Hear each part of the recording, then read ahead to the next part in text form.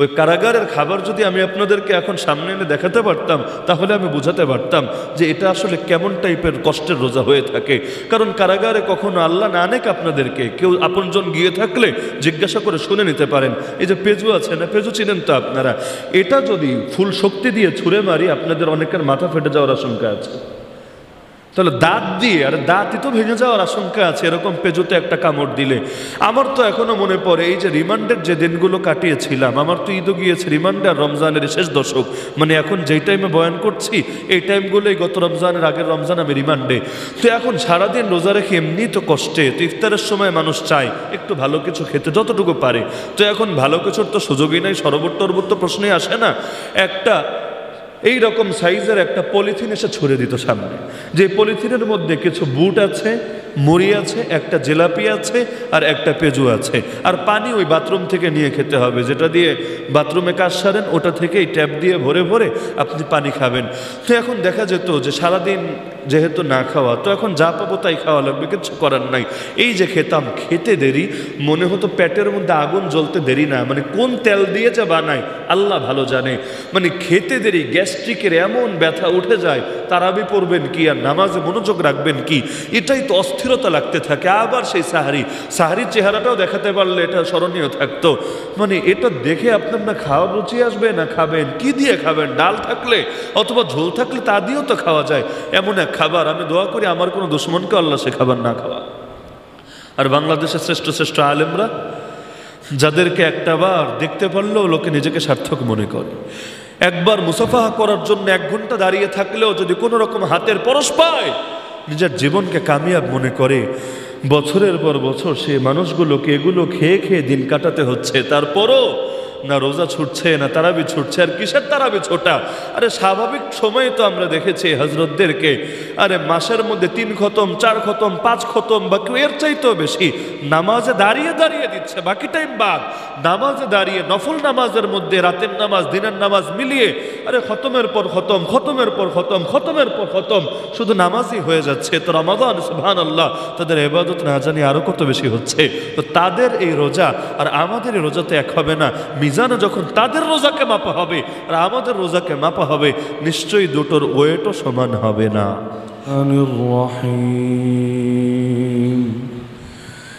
يا أيها الذين آمنوا اتقوا الله ولتنظر نفس ما قدمت لغد واتقوا الله إن الله خبير بما تعملون ولا تكونوا كالذين نسوا الله فأنساهم أنفسهم أولئك هم الفاسقون لا يستوي أصحاب النار وأصحاب الجنة أصحاب الجنة هم الفائزون وقال النبي صلى الله تعالى عليه وسلم ما لي وللدنيا ما أنا في الدنيا إلا كراكب استظل تحت شجرة ثم راح وتركها وقال صلى الله عليه وسلم أيضا إنما الدنيا حلوة خضرة وإن الله مستخلفكم فيها فينظر كيف تعملون ألا فاتقوا الدنيا واتقوا النساء فإن أول فتنة بني إسرائيل كانت في النساء آمنت بالله صدق الله العلي العظيم وبلغنا رسوله النبي الكريم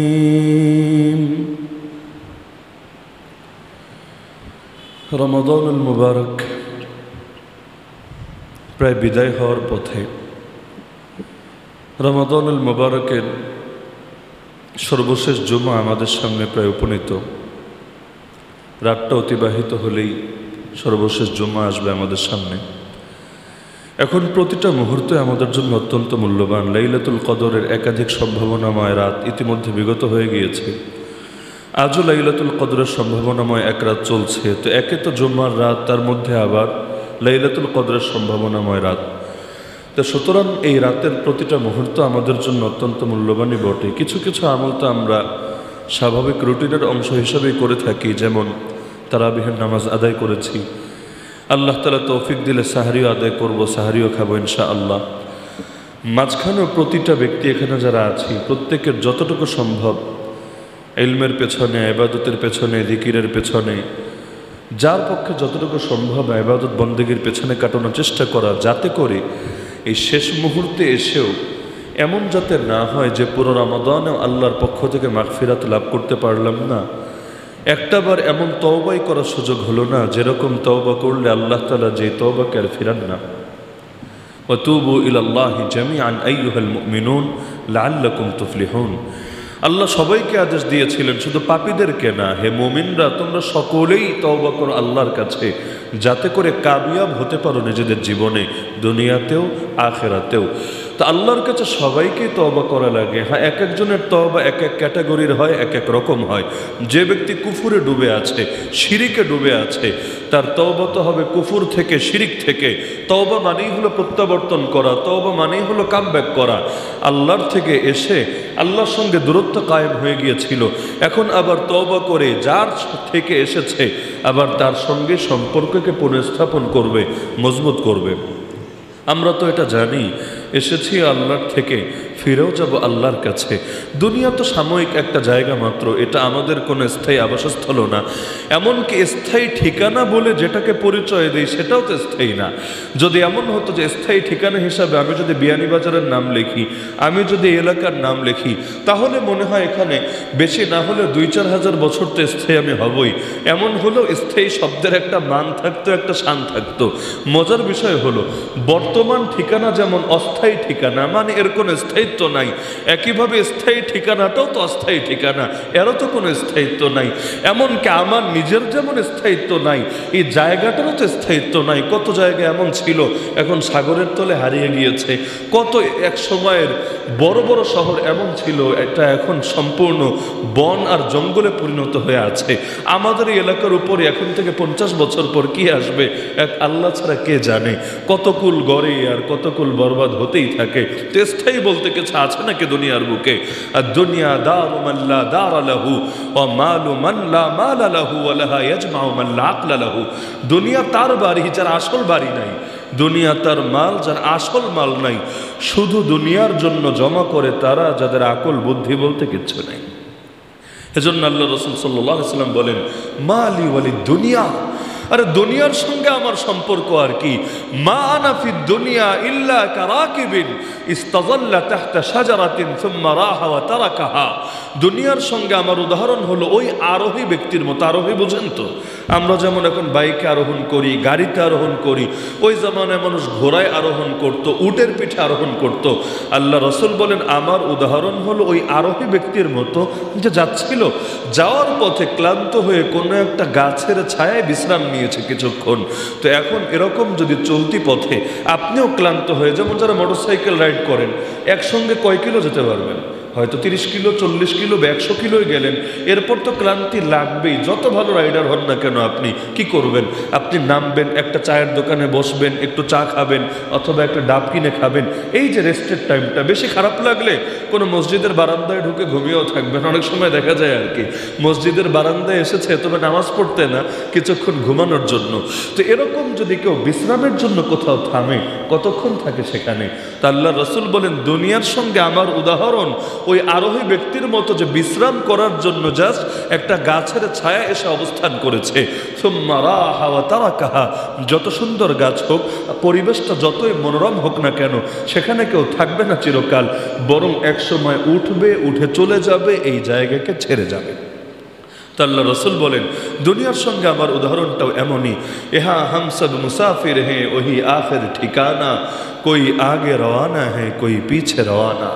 এখানে তো সবাই মুসাফির আমরা, এটা আমাদের কারোর জন্য স্থায়ী ঠিকানা না। হ্যাঁ, স্থায়ী ঠিকানা যেটা, সেখানে কেউ যাব দুদিন আগে, কেউ যাব দুদিন পরে, লেকিন যাওয়া তো লাগবেই। এজন্য কেউ মরলে আমরা যে বাক্যটা বলি, মৃত্যুর সংবাদ আসলে কি বলেন আপনারা? ইন্না লিল্লাহি ওয়া ইন্না ইলাইহি রাজিউন। এই বাক্যের অর্থ কি? অর্থ এটা না ভাই তুমি জান্নাতি হও, অর্থ এটা না তোমার জন্য এক সাগর বা এক বালতি সমবেদনা, অর্থ এগুলো কিছুই না। অর্থ হলো ইন্না, নিশ্চয়ই আমরা, লিল্লাহি, আল্লাহর জন্য, মানে আমাদের সব কিছু একজনের জন্য। তিনি কে? আল্লাহ। আমার জীবন আল্লাহর জন্য, আমার মরণ আল্লাহর জন্য, আমার নামাজ রোজা, আমার ইবাদত বন্দেগী, আমার সব কিছু আল্লাহর জন্য। ওয়া ইন্না ইলাইহি রাজিউন, নিশ্চয়ই আমরা ফিরেও যাব তার কাছে। একজন চলে গেল, তার জন্য শোক প্রকাশ পরে, আমিও যে যাব, আমিও যে তার সঙ্গে মিলিত হব, এই কথার ঘোষণা আগে। এমনকি কবর জিয়ারতের সময় কি বলেন? এই কথাই তো, আসসালামু আলাইকুম, এই যে সালাম দিলেন, দেওয়ার পরে বলতে বলতে কিন্তু এটা বলেন, আনতুম সালাফুন ওয়া নাহনু বিল আসর, আপনারা চলে গেলেন আগে, আমরা আসছি আপনাদের পরে। ওয়া ইন্না ইনশাআল্লাহু বিকুম লাহিকুন, শীঘ্রই আমরা মিলিত হব আপনাদের সাথে। তো যার কারণে মূল বাড়ি তো সেটাই। এখন দেখেন না, আপনাদের এখানে আমি শুনেছি যে প্রায় প্রতিটা বাড়িতেই 10 জন 20 জন লন্ডনে আছে। যারা লন্ডনে আছে তারাও দেখা যায় ঘরবাড়ি যখন করে, ওইখানে না করে বেশিরভাগ ক্ষেত্রে এখানেই করার চেষ্টা করে। হয়তো এমন বাড়িও বহুত আছে, এই এলাকায় আমার যাতায়াত নাই, বাকি ধারণা থেকে বলছি, যেহেতু সিলেটের অধিকাংশ জায়গায় দেখা আছে, এমন বাড়িও হয়তো আছে, অনেক সুন্দর বাড়ি খালি পড়ে আছে, থাকার লোক নাই। কারণ যারা থাকার মতো সবাই বিদেশে পাড়ি জমিয়েছে, তো সে থাকে বিদেশে, বাড়ি বানাচ্ছে দেশে। কিসের জন্য? কারণ সে জানে এটা হলো আমার তুলনামূলক স্থায়িত্বের জায়গা, আর ওটা হলো বর্তমান জাস্ট একটা আবাসস্থল, যেই কয়দিন ভালো লাগে থাকবে, যে কোনো সময় নিজেরও ভালো না লাগতে পারে, পরিবেশটাও প্রতিকূল হতে পারে, তখন গিয়ে যাতে সুন্দরভাবে মানুষ স্থায়ী জায়গা নিয়ে, তুলনামূলক স্থায়ী যেটা, এটা নিয়ে বেশি ফিকির করে। আমরা কেমন বোকা, জান্নাতে বাড়ি হলো কি হলো না, জান্নাতের মধ্যে স্পেস পেলাম কি পেলাম না, এটা নিয়ে কোনো টেনশনই নাই। খালি টেনশন হলো দুনিয়া আর দুনিয়া আর দুনিয়া। কারাগারের মধ্যে আমাদেরকে মাঝে মধ্যে ওই অনেকের মধ্যে সোলাহের কাজ করা লাগতো। সোলাহ মানে হলো সমঝোতা। মনোমালিন্য, 10 জন মানুষ এক জায়গায় থাকলে হবেই, ঝগড়াঝাটি হবেই, কখনো এটা হাতাহাতির পর্যায়ে চলে যায়, মারামারির পর্যায়ে চলে যায়। যতই হোক, বাঙালি জাতি বলে কথা, এখন কারাগারি কি আর বাহিরি কি, দেখা যায় সামান্য ডাল নিয়ে, একটু তরকারি নিয়ে, এই হাবিজাবি ব্যাপার স্যাপার নিয়েও মাঝে মধ্যে ফাইট লেগে যায়। তো যখন আমরা ঝগড়াগুলো মেটাতাম, এ কথা বলেই আমরা সান্ত্বনা দিতাম প্রতিটা ঝগড়ার ক্ষেত্রেই, ভাই জেলের জীবন নিয়ে এত সিরিয়াস হওয়ার দরকার নেই। জেলখানা এটা কোনো বালাখানা না, এটা কোনো প্রাসাদ না, সুতরাং জেলটা নিয়ে এত সিরিয়াস হয়ে কি লাভ? তুমি একটু অধিকার বেশি পেলেই কি, একটু কম পেলেই কি, জেলে তো তুমি থাকবা না, তোমারও তো দিল এখানে টানে না, ঠেকায় পড়েছো বলে তুমি আছো।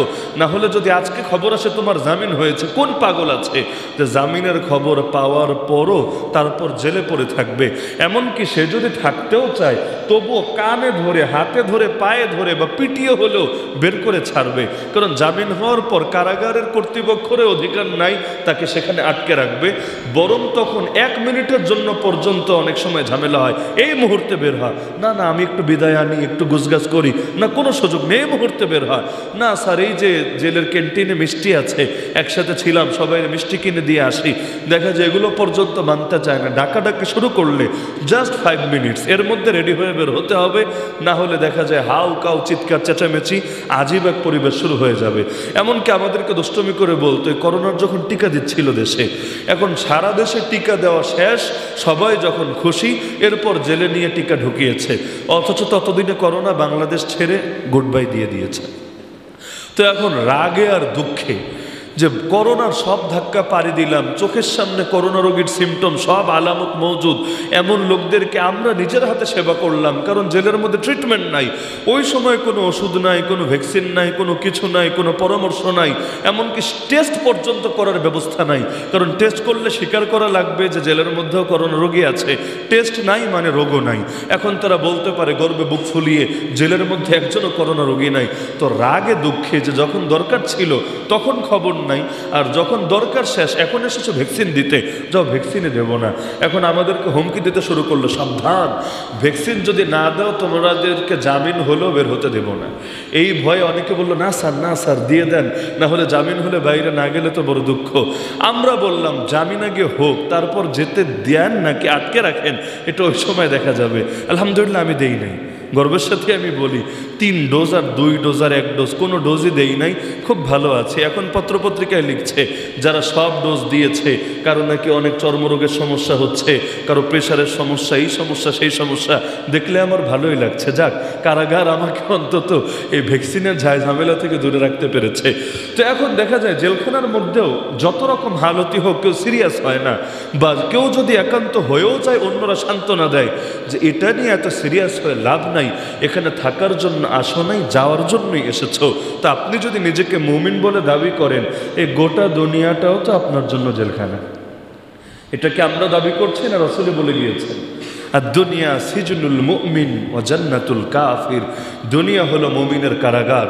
এই কাশিমপুর আর কেরানীগঞ্জ এগুলো হলো ক্ষুদ্র ক্ষুদ্র কারাগার, বড় কারাগারের ভেতর ছোট্ট ছোট্ট কারাগার। না হলে মুমিনের জন্য গোটা দুনিয়াটাই কারাগার। সেই দুনিয়ার নাম বাংলাদেশই হোক আর ইন্ডিয়াই হোক আর আমেরিকাই হোক আর ইংল্যান্ডই হোক, কেউ মুমিন হবে আর দুনিয়া তার জন্য কারাগার হবে না, এটা অতীতেও হয় নাই, এখনো হচ্ছে না, সম্ভব না। তো মুমিনের জন্য দুনিয়া হলো কারাগার, আর কাফেরের জন্য জান্নাত, কাফেরের জন্য স্বর্গ। আপনি প্রশ্ন করতে পারেন হুজুর কেন? এমন মুসলমান কি নাই যে কাফেরের চাইতে বেশি সুখে আছে? আবার এমন কাফের কি নাই যে বড় অভাবে দিন কাটাচ্ছে? যদি এই প্রশ্ন করেন তাহলে যে কেউ উত্তর দিবে হ্যাঁ অবশ্যই আছে। বাংলাদেশের মধ্যেও দেখেন বড় বড় পদ যেগুলো আছে, ইদানিং অন্য ধর্মের লোকেরা বা বিশেষ একটা ধর্মের লোকেরা মোটামুটি প্রশাসনিক অনেক বড় বড় পদ কিভাবে যেন দখলে নিয়েছে, বা দখলে না নেওয়া এই শব্দ বাদই দিলাম, উইথড্র করলাম, এমনিই পেয়ে গিয়েছে। যাই হোক, কিন্তু এর আগ পর্যন্ত লম্বা টাইম তো এমন ছিল, নিচু পেশাগুলো দেখা যেত তারা করত, আর উপরের পেশাগুলো সব মুসলমানরা দখল করে রেখেছিল। তো অনেকে হাদিসটা বুঝতো না, মানেটা কি, যে দুনিয়া যদি মুমিনের জেলখানা হয় তো জেলখানায় তো কষ্ট করে থাকবেন। এই কত বড় বড় ডন বুঝেন তো, মানে যার ভয় এলাকা কাঁপে, কিন্তু জেলখানায় গিয়ে দেখা যায় তারা থালা বাসন ধোয়ার কাজ করে, যার ভাগে যে কাজ এসেছে। যদি বেশি পয়সাওয়ালা লোক হয়, মানে এখনো পয়সা সাপ্লাই দেওয়া যাচ্ছে, তাহলে জেলে অনেক সুখ করা সম্ভব। কিন্তু যদি এমন হয় বাইরে বিশাল রাজত্ব ছিল কিন্তু চেলা চামুন্ড সহ সব জেলে চলে এসেছে, এখন আর মালপানি দেওয়ার লোক নাই, তাহলে তাদেরকেও জেলের মধ্যে কাজ করা লাগবে আমাদের সাথে মিলে, এটাই স্বাভাবিক। তো এখন জেলের মধ্যে কষ্টে থাকবে, এটা যুক্তির কথা, আর বালাখানার মধ্যে জান্নাতের মধ্যে সুখে থাকবে, এটাও যুক্তির কথা। তাহলে দেখা যাচ্ছে অনেক মুসলমান কষ্ট, মানে দুনিয়ায় বড় শান্তিতে আছে, আর অনেক কাফের বড় কষ্টে আছে। তাহলে বাস্তবতা মানবেন না হাদিস মানবেন? প্রশ্ন আসে নাকি আসে না? আসে। এই প্রশ্ন আজকে নতুন আসছে এমন না। হাফেজ ইবনে হাজার আসকালানী রহমতুল্লাহ আলাইহি নাম শুনেছেন? হাফেজ মানে শুধু কোরআনের হাফিজ সাহেব এই অর্থে না, বরং হাফিজুল হাদিস, হাদিস শাস্ত্রের বড় ইমাম, যার নামটা আপনারা একটা পরিচয় দিলে সকলে চিনবেন। বুখারী শরীফের নাম শুনেছেন? এটা না শোনার কথা না এখানে কেউ। সহিহ বুখারীর সবচাইতে প্রসিদ্ধ ব্যাখ্যা গ্রন্থের নাম ফাথুল বারী। সেই ফাথুল বারী যিনি লিখেছেন তার নাম হাফেজ ইবনে হাজার আসকালানী রহমতুল্লাহ আলাইহির, মৃত্যু 852 হিজরি। আল্লাহর বান্দা একদিন বের হয়েছেন রাস্তায় হাঁটতে। তো বড় হুজুর যদি হাঁটতে বের হয় তাহলে অবস্থাটা কেমন হবে একবার কল্পনা করেন।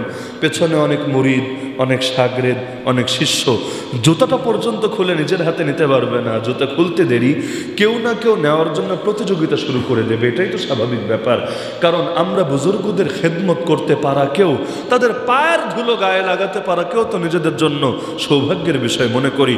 এখনও আমার কানে বাজে শাইখুল হাদিস ইবনে শাইখুল হাদিস আল্লামা মামুনুল হক সাহেব এক মাহফিলের মধ্যে বলেছিলেন যে তোমরা নাস্তিকরা সেকুলাররা এটা নিয়ে টিটকারি মারো যে আমরা যখন মাহফিলে বসে কথা বলি আমাদের ছাত্ররা পেছনে হাত পাখা দিয়ে বাতাস দেয় আর এতেই তোমাদের গায়ে আগুন জ্বলে, তোমরা ট্রোল করতে শুরু করো।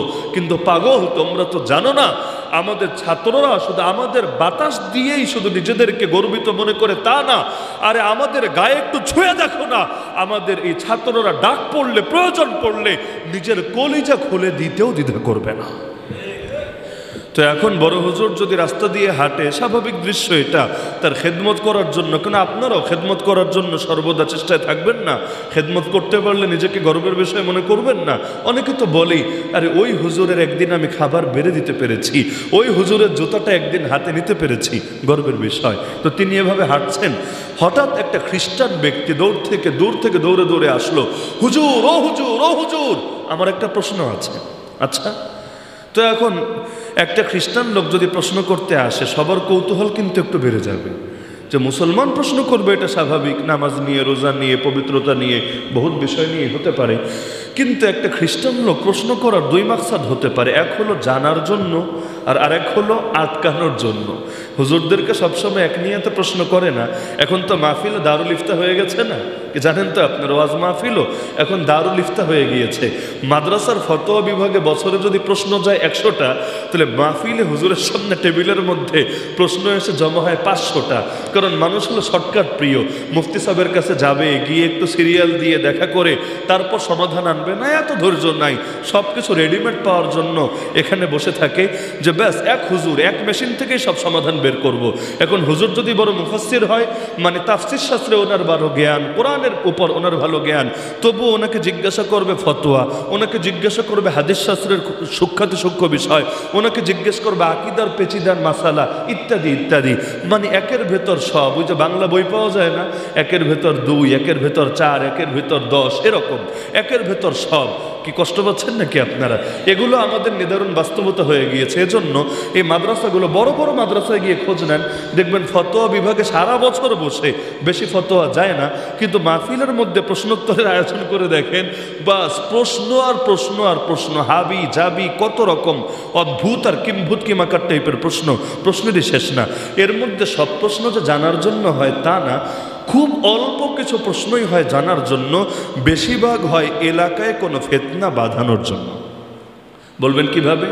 বিশ্বাস না হলে আপনারা কয়েকদিন জিনিসটা খালি ফলো করবেন, আপনারা আমার সাথে একমত হতে বাধ্য হবেন। বাধ্য শব্দ দিয়ে বলছি। যেমন কিছু এলাকায় গেলে দেখবেন কমন প্রশ্ন হলো, হুজুর 8 রাকাত না 20 রাকাত তারাবি? নামাজের মধ্যে হাত কি নাভির উপরে বাঁধবে নাকি নাভির নিচে বাঁধবে? আমিন কি আস্তে বলবে নাকি আমিন জোরে বলবে?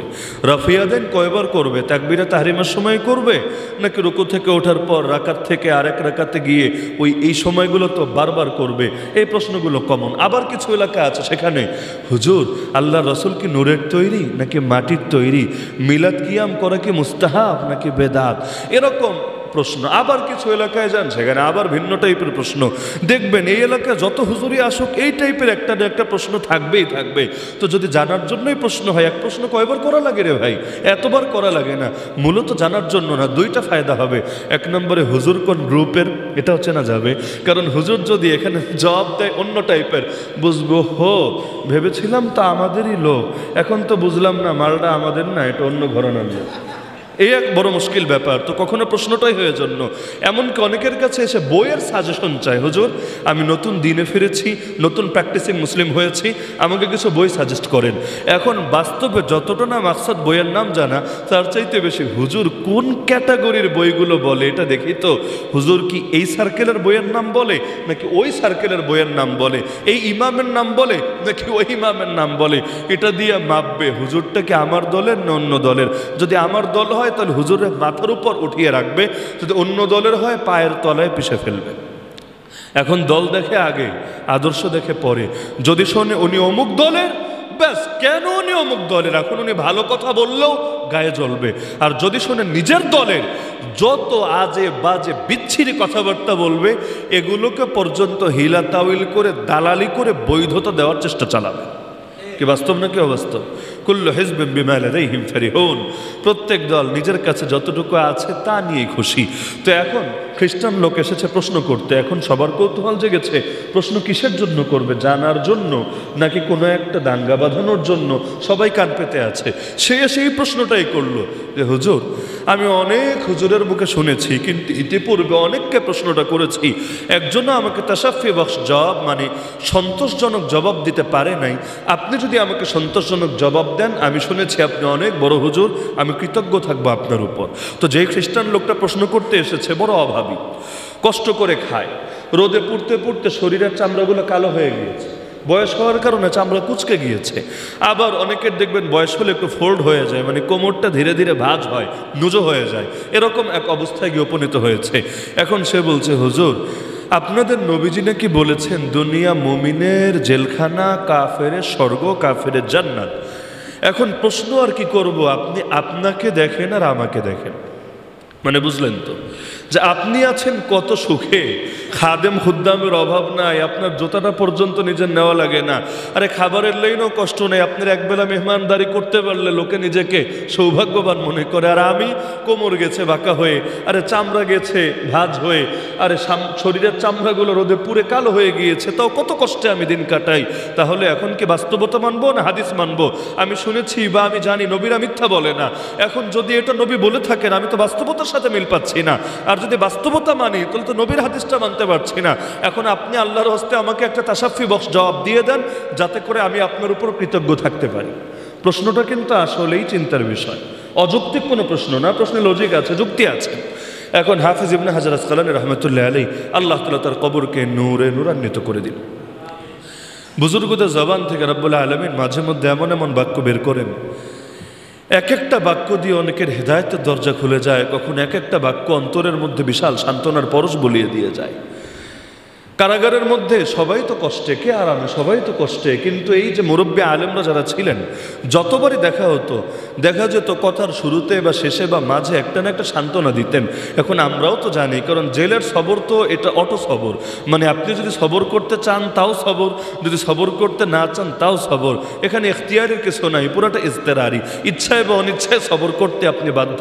ইন্নাল্লাহা মা'আস সাবিরিন। কিন্তু আমাদেরকে এটা বলে সান্ত্বনা দিতেন। যেমন এখনো আমার মনে পড়ে, শেখ মঞ্জুরুল ইসলাম আফেন্দি দামাত বারাকাতুহুল আলিয়া, নাম বললে তো সকলে চেনার কথা। এখানে হযরত যেহেতু লম্বা একটা টাইম পাশাপাশি রুমে ছিলাম, একদিন হাজিরা দেওয়ার জন্য, জেলে আবার ডেলি 3 বেলা হাজিরা হয়, তো হাজিরা দেওয়ার জন্য আমরা বসে আছি। ওই বাথরুম করতে লোকে যেভাবে বসে না, পায়ের উপর ভর দিয়ে, কিন্তু পিছনের অংশ মাটিতে লাগানো যাবে না, এভাবে বসে বসে হাজিরা দিতে হয়। সেই ব্রিটিশ এক সিস্টেম জারি করে দিয়েছে, লাঞ্ছনা করে এক পদ্ধতি। আপনি যত বড় ব্যক্তিত্ব হন, আপনাকে বসতে হবে এভাবে করে, আর হাঁটুর উপর এভাবে হাত দিয়ে ধরবেন আপনি। আর দারোয়ান, এই 2 পয়সা দারোয়ান, জমাদার, সুবেদার, এরা আসবে, এরা এসে তারপর গুনে গুনে হাজিরা নিবে। তো আমাদের বারান্দাও ছোট, 3 জন করে সিরিয়ালে বসতাম, আর ওরা এসে ব্যাস কয় কাতার হয়েছে কাতারটা গুনতো, সব গোনা মিলে গেলে তাহলে বেল বাজাতো যে ব্যাস সব কিছু ঠিক আছে। একজন কম হলেও বারবার গুনতে থাকতো। এমন এক লজ্জার বিষয়। আফেন্দি সাহেব হুজুর তো একবার কেঁদেই ফেললেন যে দেখো, যখন মাদ্রাসায় ছিলাম ওই সময় লিখে খালি একটা সাইন দেওয়া লাগতো। শিক্ষকদের হাজিরা তো এমনই হয় যে বড় একটা হাজিরা খাতা থাকবে, একটা জাস্ট সাইন দিব, এটা পর্যন্ত দিতে অনেক সময় অলসতা লাগতো। মনে হতো 1 মাসেরটা একসঙ্গে দিয়ে দিতে পারলে ভালো হতো। এই ডেইলি যাও, গিয়ে সাইন দাও, বিশাল এক প্যারা। কিন্তু এখন আমরা আমাদের ছাত্রদেরকে যেভাবে জীবনে হাজিরা নেই নাই, আমাদেরকে বুড়ো বয়সে এসে সেভাবে বসিয়ে বসিয়ে হাজিরা নিচ্ছে। কি নিকৃষ্ট এক আইন এরা বানিয়ে ছেড়েছে। তো এখন একদিন এভাবে হাজিরার জন্য বসে আছি, হঠাৎ করে আমাকে শুধু একটা আয়াত বললেন, কোনো অনুবাদও না, কোনো প্রাসঙ্গিক আলাপও না। হঠাৎ করে হাত রেখে বললেন, শোনো মাওলানা, ইন্নামা ইউওয়াফাস সাবিরুনা আজরাহুম বিগাইরি হিসাব। যার বাংলা অনুবাদ হলো, নিশ্চয়ই ধৈর্যশীলদেরকে দেওয়া হবে প্রতিদান হিসাব ছাড়া। আল্লাহ তাদেরকে কিয়ামতের দিন যে তাদেরকে প্রতিদান দিবেন, সবরের প্রতিদান, আল্লাহ এটা বলেন নাই 100 গুণ, 200 গুণ, 70 গুণ, 500 গুণ, এই দিব সেই দিব, কিছু না। আল্লাহ বলছেন তাদেরকে দিব বেহিসাব, কোনো হিসাব করে করে না। তো সুতরাং দুনিয়ার মধ্যে একটু কষ্ট করলে করি না, কত আর কষ্ট করব, কিন্তু কিয়ামতের দিন আল্লাহ যদি ডাক দেয়, আরে আমার ওই বান্দাগুলো কোথায় যারা দুনিয়ায় দ্বীনের জন্য সবর করেছিল, তোমরা সামনে আসো, আমি তোমাদেরকে বেহিসাব দিব। বিশ্বাস করো মাওলানা, সেদিন দিলটা কিন্তু ঠান্ডা হয়ে যাবে। এই এক বাক্য আমার এখনো মনে পড়ে অন্তরে সুবহানাল্লাহ এমন একটা শক্তি জুগিয়েছিল। কষ্ট তো সবাই, আবার যতই সান্ত্বনা দেন আরেকজনকে, তবুও যে আপনার নিজের কষ্ট হবে না এমন না, কষ্ট তো হবেই। আল্লাহ রসুলের পুত্র সন্তান ইব্রাহিম রাদিয়াল্লাহু আনহু যখন ইন্তেকাল করলেন, আল্লাহ রসুল কাঁদছিলেন। এক সাহাবী এসে অবাক, ইয়া রাসূলুল্লাহ আপনিও কাঁদেন? একজন মানুষের মৃত্যুতে আপনার চোখ থেকেও পানি ঝরে? আল্লাহ রসুল বললেন, সম্ভবত বুখারীর রিওয়ায়াত, ইন্নাল আইনা লাতাদমা ওয়া ইন্নাল কলবা লায়াহজান ওয়ালা নাকুলু ইল্লা মা ইরদি রাব্বানা ওয়া ইন্না বিফিরাকিকা ইয়া ইব্রাহিম লামাহজুনুন। নিশ্চয়ই চোখ অশ্রুসিক্ত হয়, নিশ্চয়ই অন্তর ব্যথিত হয়, কিন্তু মুখ দিয়ে শুধু সে কথাই বলি যাতে রব রাজি হয়। হে ইব্রাহিম, তোমাকে হারিয়ে আমরা দুঃখিত, আমরা ব্যথিত। তো অন্তরে তো ব্যথা আসবেই, চোখ থেকে তো পানি ঝরবেই, কিন্তু তারপরও মুমিন মুখ দিয়ে তো এমন কিছু বলতে পারে না যাতে আল্লাহ নারাজ হয়, বরং মুখ দিয়ে শুধু সেটাই বলে যাতে আল্লাহ রাজি হয়। আর সবরের মাকামের চাইতে ঊর্ধ্বে আর একটা মাকাম আছে, এটা আমার মতো পাপীরা শুধু মুখ দিয়ে হয়তো বলতে পারে, কিন্তু এটা জীবনে প্রয়োগ করা বাস্তবেই বড় জটিল। মুজাদ্দিদ আল ফেসানি রহমতুল্লাহ আলী যখন কারাগারে বন্দী ছিলেন, আপনারা তার কারাগারের জীবন নিয়ে যদি একটু পড়াশোনা করেন এই মাকামটা পেয়ে যাবেন। তিনি বলেছিলেন যে প্রথমে যখন কারাগারে গেলাম আমি মাকামে সবরে ছিলাম, মানে সবর করে চলছিলাম, যে যেহেতু এসেছি বন্দী হয়েছে কি করার আছে, আমি সবর করি। কিন্তু এক পর্যায়ে আমার মনে হলো, তিনি বলেন এক পর্যায়ে আমার মনে হলো, আরে সবর করাই বান্দার বন্দেগীর পরিপূর্ণ শান না, বরং বান্দার বন্দেগীর শান হলো রেজা ও তাসলিম, অর্থাৎ আল্লাহর ফয়সালায় সন্তুষ্ট হয়ে যাওয়া, আল্লাহর সিদ্ধান্তের সামনে নিজেকে সঁপে দেওয়া। তো এটা আমার মনে আসার সঙ্গে সঙ্গে আমি মেহনত করে আমি অন্তরের মধ্যে এটা বসালাম যে আমি খালি সবরের মাকামে না, বরং মাকামে রেজা ও তাসলিম উঠে আসব। আমি আমার মাওলায় ফয়সালায় সন্তুষ্ট, দিল থেকে, খালি মুখ থেকে না, দিল থেকে ফয়সালায় সন্তুষ্ট হয়ে যাব এবং তার সিদ্ধান্তের সামনে নিজেকে সঁপে দেব। আল্লাহ রসুল বলেন, যাকা তা'মাল ঈমান, ঈমানের মজা পেয়ে গেছে, ঈমানের স্বাদ অনুভব করতে পেরেছে। মান রাদিয়া বিল্লাহি রাব্বা ওয়া বিল ইসলামি দীনা ওয়া বিমুহাম্মাদিন সাল্লাল্লাহু আলাইহি ওয়াসাল্লাম নবিয়্যা ওয়া রাসূলা, যে ব্যক্তি সন্তুষ্ট চিত্তে আল্লাহকে রব, ইসলামকে দিন আর মুহাম্মদুর রাসূলুল্লাহ সাল্লাল্লাহু আলাইহি ওয়াসাল্লামকে নবী এবং রাসূল হিসেবে মেনে নিয়েছে, ঈমানের মজা সে অনুভব করতে শুরু করেছে। তা আল্লাহকে সন্তুষ্ট চিত্তে রব মানার মানে তো এটাই, আল্লাহ আমাকে যেভাবে রাখে তাতেই আমি খুশি। এজন্য বুজুর্গরা অসুস্থ হলেও দেখতে যাবেন, জিজ্ঞাসা করবেন হুজুর কেমন আছেন বা আল্লাহ কেমন রেখেছেন। এই জবাবটা আপনি সর্বদা শুনবেন, আমি দায়িত্ববোধের সাথেই বলছি, সর্বদা শুনবেন আলহামদুলিল্লাহ আলা কুল্লি হাল। এটা বলবে না খুব খারাপ আছি, অনেক কষ্টে আছি, ভীষণ, এগুলো পরে। প্রথম কথাই শুরু হবে আলহামদুলিল্লাহ আলা কুল্লি হাল। আলহামদুলিল্লাহ অর্থ তো সবাই জানেনি, সমস্ত প্রশংসা আল্লাহর। আলা কুল্লি হাল মানে সর্বাবস্থায়, আল্লাহ যে অবস্থায় রেখেছে তাতে আল্লাহ শুকরিয়া। আলহামদুলিল্লাহ, আল্লাহর ব্যাপারে কোনো অভিযোগ নাই, কারণ বান্দা তার রবের ব্যাপারে কোনো অভিযোগ করার কোনো অধিকারই রাখে না।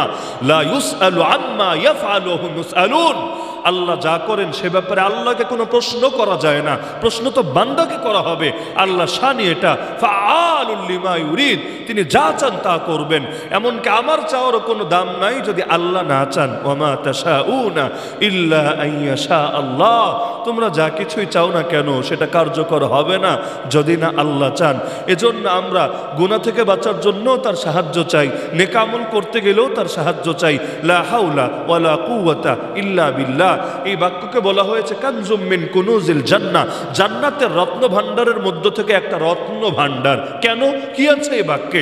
ব্যাস এ বাস্তবতাই, লা হাওলা, কোনো শক্তি নাই গুনাহ থেকে বাঁচার, ওয়ালা কুওয়া, কোনো ক্ষমতা নাই কোনো নেক আমল করার, ইল্লা বিল্লাহ, একমাত্র আল্লাহর সাহায্য ছাড়া। এজন্য আমাদের শায়েখ শিখিয়েছিলেন সেই ছাত্র জামানার কথা, যে যদিও কখনো দেখো যে দিলের মধ্যে হালত এমন হচ্ছে যে গুনাহকে গুনাহ বলে তো চিনছো, ছাড়তে পারছো না, হয় না আমাদের কমন, বিশেষ করে বদনজর। এটা সবাই জানে, কে না জানে যে বদনজর গুনাহ ছাড়তে পারে কয়জন? হাজারে, লাখে, কোটিতে হিসাব করলেও আপনি হিসাব বের করতে পারবেন না। অধিকাংশ মানুষের নজরের লাইনে ধরা। রব্বুল আলামিন যদি কিয়ামতের দিন খালি নজরের জন্য জাহান্নামে ফেলেন, তাহলে জান্নাতে আদৌ 2-4 জন যেতে পারবে কি নেই ফিতনা জামানার মানুষ আল্লাহই ভালো জানেন। তো আমাদেরকে নসিহত করতেন যে শোনো, যদি এমন হালত হয় প্রত্যেক নামাজের পরে 7 বার কয়বার? 7 বার ফরজ নামাজের পরে অর্থের দিকে গভীরভাবে খেয়াল রেখে আল্লাহর দিকে মনোনিবেশ করে এই বাক্যটা পড়বা, লা হাওলা ওয়ালা কুওয়াতা ইল্লা বিল্লাহ।